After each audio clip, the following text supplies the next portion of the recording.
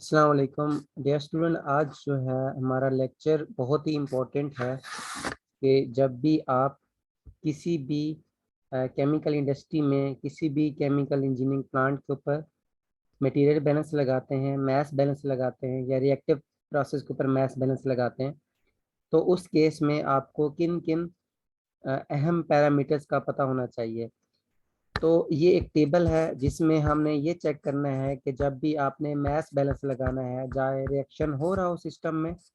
आपके या आपके पास प्लांट में रिएक्शन नहीं हो रहा होता, कोई फिजिकल सेपरेशन हो रही होती है,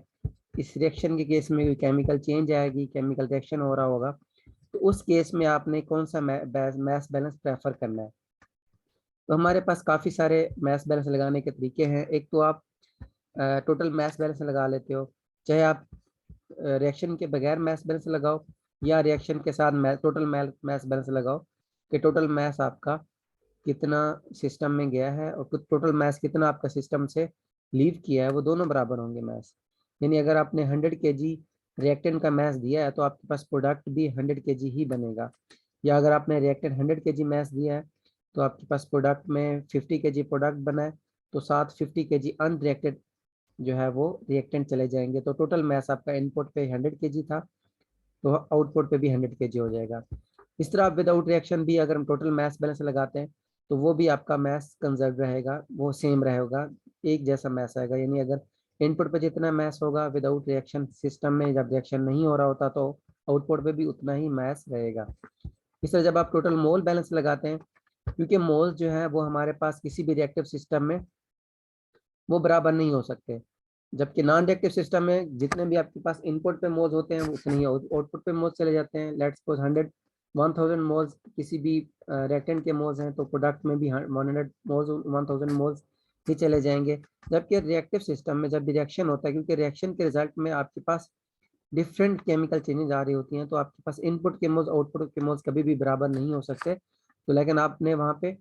जो है आपने कभी भी रिएक्टिव सिस्टम के ऊपर मोल बैलेंस नहीं लगाना, क्योंकि मोल बैलेंस आपके पास कंजर्व नहीं रहते। टोटल इनपुट मोल्स आपके टोटल आउटपुट मोल्स के बराबर नहीं हो सकते, जबकि उन्हीं जब आपके पास टोटल इनपुट मोल्स आउटपुट के मोल्स ना आए बराबर, तो आप वहाँ पे अगर उन्हीं मोल्स को मैस में कन्वर्ट कर लें, उनके मॉलिक्यूलर वेट से मल्टीप्लाई कर दें, तो आपके पास इनपुट पे मैस और आउटपुट पे मैस बराबर आ जाएगा। इस तरह जब भी आपने किसी भी केमिकल कंपाउंड के ऊपर मैस बैलेंस लगाना है,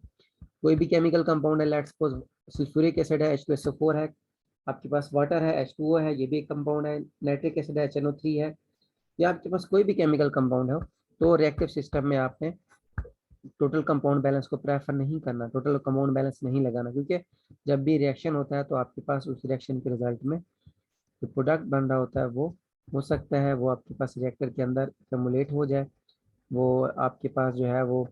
डिपॉजिट होना शुरू हो जाए, या टोटल कंपाउंड जो है ना वो कन्वर्ट ना हो आपके पास डिजायर्ड कंपाउंड के अंदर। तो इस तरह जब भी आपके पास कंपाउंड होगा तो आपने विदाउट रिएक्शन बैलेंस लगाना है, विदाउट रिएक्शन जो है ना आपने केमिकल कंपाउंड का बैलेंस प्रेफर करना है, जबकि रिएक्टिव सिस्टम पे कंपाउंड बैलेंस प्रेफर नहीं करना। और उसके लिए आपने ज़्यादा टोटल मास बैलेंस लगाना है रिएक्टिव सिस्टम पे, या ही आपने टोटल आगे आप देखते हैं कि आगे क्या होना है। इसी तरह आपने जब भी मोल्स किसी भी केमिकल कंपाउंड का मोल बैलेंस लगाना है तो किसी भी नॉन रिएक्टिव प्रोसेस के लिए जहाँ पे रिएक्शन नहीं हो रहा होता, उस पर आपके पास टोटल मोल्स जो है ना वो कंजर्व रहते हैं, जबकि रिएक्टिव प्रोसेस के ऊपर टोटल मोल्स इनपुट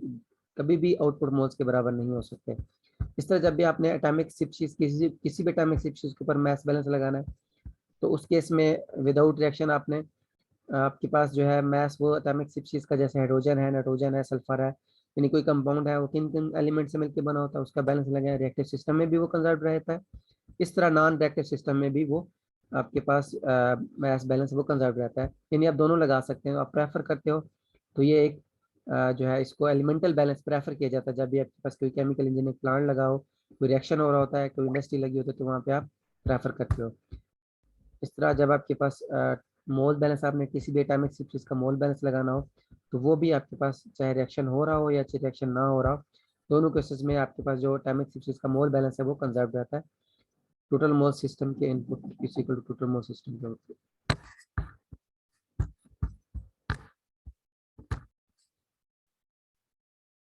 इस तरह जब भी आपने किसी भी रिएक्टिव सिस्टम के ऊपर किसी भी केमिकल इंजीनियरिंग प्लांट के ऊपर मटेरियल बैलेंस लगाना है, मैस बैलेंस लगाना है, तो उसके लिए आपको कुछ बेसिक टर्म्स का पता होना चाहिए, जिसमें से एक कन्वर्जन है। कन्वर्जन हमें ये बताती है कि कितने आपके पास रिएक्टेंट थे और उन रिएक्टेंट में से जो लिमिटिंग रिएक्टेंट है वो कितने % कन्वर्ट हुआ है आपके पास जो है डिजायर्ड प्रोडक्ट में से, या लिमिटेड रिएक्टेंट के कितने % कन्वर्ट हुआ है। 90% कन्वर्जन हुई है, 95% कन्वर्जन हुई है, 30% कन्वर्जन हुई है, 80% कन्वर्जन हुई है। तो ये हमें कन्वर्जन बताती है, that is the amount of starting material, जो भी अमाउंट है, जो भी हम मटेरियल स्टार्ट कर रहे हैं, जिसको रिएक्ट करवाना चाह रहे हैं, जिसको कन्वर्ट करवाना चाह रहे हैं, दैट हैज बीन रिएक्टेड, कितना आपके पास रिएक्टेंट जो है वो रिएक्ट कर जाता है, कितना रिएक्टेंट आपके पास वो कंज्यूम्ड हो जाता है, खर्च हो जाता है, चाहे प्रोडक्ट कोई भी बना हो। हमने उस तरफ नहीं देखना। कन्वर्जन हमें ये बताती है कि कितना आपके पास लिमिटेड रिएक्टेंट कितना कन्वर्ट हुआ है, कितना लिमिटेड रिएक्टेंट वो उसने रिएक्ट किया है। इस तरह जब एक्सटेंट ऑफ रिएक्शन है, एक्सटेंट ऑफ रिएक्शन हमें ये बताती है कि कितना रिएक्शन आपका प्रोसीड हुआ है। Extent of reaction depend on limited reactant, but it ये हमें ये बताते हैं कि कितने % प्रोसीड हुआ है,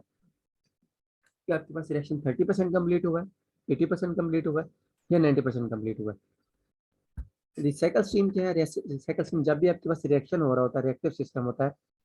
तो मल्टी कंपोनेंट के लिए आपके ने जो अनकन्वर्टेड रिएक्टेंट चला जाता है रिएक्टर के बाद, जो कन्वर्ट नहीं हो पाता, तो आप या इनर्ट चला जाता है, तो आप उसको दोबारा रिसाइकल करवा के जो है उसको कन्वर्ट करवा लेते हैं अनरिएक्टेड रिएक्टेंट को, ताकि आपकी कन्वर्जन भी बढ़ जाए, आपकी जो है वो प्योरिटी भी बढ़ जाए, आपका जो लॉस हो रहा है मटेरियल अनकन्वर्टेड की फॉर्म में जा रहा है वो भी आपके पास कम हो जाए। इस तरह बाईपास स्ट्रीम क्या होती है? बाईपास स्ट्रीम आपके पास एक्चुअली ये है कि आपने अगर किसी एक रिएक्टर कोई आपके पास लार्ज अमाउंट ऑफ स्ट्रीम जा रही है, लार्ज नंबर ऑफ स्ट्रीम जा रही है किसी, तो हमने किसी एक रिएक्टर को स्किप करके किसी दूसरे प्रोसेस यूनिट में लेके गए, ताकि अगर एक स्ट्रीम फर्स्ट एक रिएक्टेंट जो है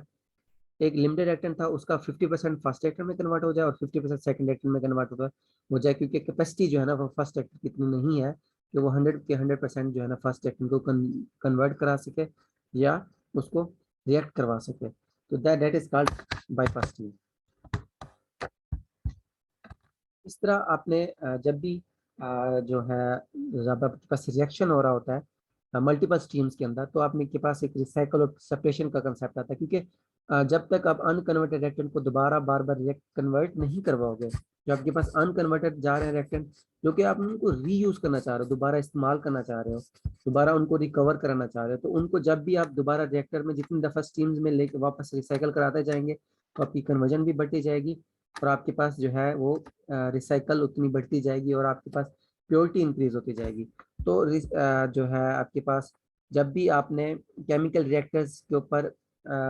रिएक्शन करवाना है, केमिकल रिएक्टर्स में जब भी आपने कन्वर्जन करवानी है, जब भी आपने रिएक्शन करवाना है, तो उस केस में आपके पास जो है रिसाइकल और सेपरेशन का कंसेप्ट आता है। सेपरेशन तभी होगी जब आपके पास रिएक्टेंट जो है वो रिएक्ट कर जाते हैं और आपने उनको सेपरेट आउट करना है on the basis of their any mechanical means. वो आपके पास ग्रेविटी भी हो सकती है, वो आपके पास डेंसिटी डिफरेंस भी हो सकता है, वो आपके पास कोई भी मैकेनिज्म हो सकता है। तो एक कन्वर्जन हम अगर आपके पास एक प्रोसेस यूनिट लगा हुआ है, एक ही रिएक्टर लगा हुआ है, एक ही प्रोसेस यूनिट है, तो हम उसकी सिंगल पास कन्वर्जन उसको कह देते हैं। दैट इज कि आपके पास जो रिएक्टेंट है वो एक ही पास में गए, तो that is called single pass conversion. अब सिंगल पास कन्वर्जन किसके इक्वल है? दैट इज इक्वल टू जितने अमाउंट ऑफ रिएक्टेंट आपने रिएक्टर को दी उसमें से माइनस कर दी जितनी रिएक्टेंट आपकी रिएक्टेंट में से बाहर दी गई।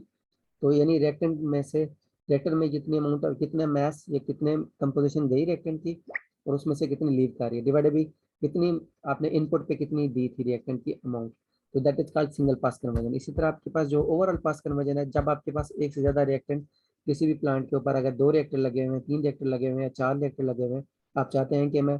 जो है एक रिएक्टर में 20% कन्वर्जन करवा दूं, सेकंड रिएक्टर में 30% करवा दूं, फिर उसके बाद 80% करवा दूं, तो ओवरऑल कन्वर्जन आपके पास हो जाएगी कि कितने रिएक्टेंट जो है प्रोसेस के अंदर कितनी दफा कितने रिएक्टर में से पास हुए, उसमें से माइनस कर दे कितने रिएक्टेंट में से, और फाइनल जो है ना वो आउट कितने उनकी अमाउंट जा रही है, डिवाइड बाई कितनी जो है रिएक्टेंट की अमाउंट आप उस रिएक्टर सिस्टम में लेके जा रहे हैं। So the recycle streams allows operation of the reactor at low single pass conversion। अगर आप recycle stream इंक्रीज करना चाह रहे हैं, बढ़ाते जा रहे हैं, तो आपके पास सिंगल पास कन्वर्जन कम होती जाएगी। बल्कि जो है जब रिसाइकल स्ट्रीम बढ़ाते जाओगे तो आपके ओवरऑल कन्वर्जन किसी भी सिस्टम के अंदर वो इंक्रीज हो जाएगी। अब इस केस में हमारे पास कोई भी एक रिएक्टेंट ए है, वो प्रोडक्ट बी बना रहा है, तो इस केस में अगर हमारे पास 75 मोल्स ए के थे पर मिनट ए का जो मोलर फ्लो रेट है, और हमने जो है उसको रिएक्टर में लेके जाना है। अब रिएक्शन हुआ, रिएक्शन के बाद हमारे पास 25% 75 जो है परसेंट कन्वर्जन होगी रिएक्टेंट ए की, और 25% अनकन्वर्टेड रिएक्टेंट ए जा रहा है। फिर रिएक्टर के बाद जब भी आपके पास सेपरेशन यूनिट लगा होगा, जब भी आपने प्रोडक्ट सेपरेशन करवानी है, वो after chemical reaction, chemical change के बाद करवानी है। तो इस प्रोडक्ट सेपरेशन यूनिट में आपने इसको लेके जाना है। वहां से आपने जो प्रोडक्ट बना है वो सारे के सारे निकाल लिए। तो जो 25% अनकन्वर्टेड रिएक्टेंट बना था उसको हम दोबारा से जो है फ्रेश फीड के साथ मिक्स करवा के कंबाइंड फीड के साथ मिला रहे हैं। 100 मोल्स आपके पास रिएक्टेंट ए के जा रहा है। अब अगर मैं यहाँ पे ओवरऑल कन्वर्जन देखूं, तो मेरे पास ओवरऑल कन्वर्जन क्या है कि कितने मोल्स आपके पास प्रोडक्ट प्रोसेस यूनिट से लीव की है, मैंने कितने मोल्स आपके पास इनपुट हुए। तो 75 मैंने 75 डिवाइडेड बाई 75 तो होगा हमारे पास 100% कन्वर्जन हुई है। जबकि अगर मैं सिंगल पास कन्वर्जन निकालना चाहूँ तो सिंगल पास कन्वर्जन क्या हो जाएगी, दैट इज इक्वल टू के कितने आपके पास रिएक्टर में हमने 100 मोल्स दिए थे, उसमें से 25 मोल्स आउट हुए डिवाइडेड बाई 100, तो ये आपके पास 75% कन्वर्जन हो जाएगी। तो द एडवांटेज जो है, जब भी आपने 100% कन्वर्जन का 100% कन्वर्जन, जब भी आपके पास 100% कन्वर्जन हुई, इसका मतलब आपके पास कोई मटेरियल लॉस नहीं हुआ, मटेरियल वेस्ट नहीं हुआ, आपको कोई एडिशनल कॉस्ट नहीं देनी पड़ेगी सेपरेशन के लिए या रिसाइकलिंग के लिए। तो इसको हम ऑप्टिमाइजेशन कहते हैं। Chemical engineering, being a chemical engineer you must be have an optimizer। आपने ऑप्टिमाइजेशन आपको आनी चाहिए कि आपके पास मिनिमम कॉस्ट के ऊपर मैक्सिमम प्रॉफिट बन रहा है। Okay, thank you. Next lecture जो है ना उसमें हम न्यूमेरिकल सॉल्व करेंगे इससे रिलेटेड।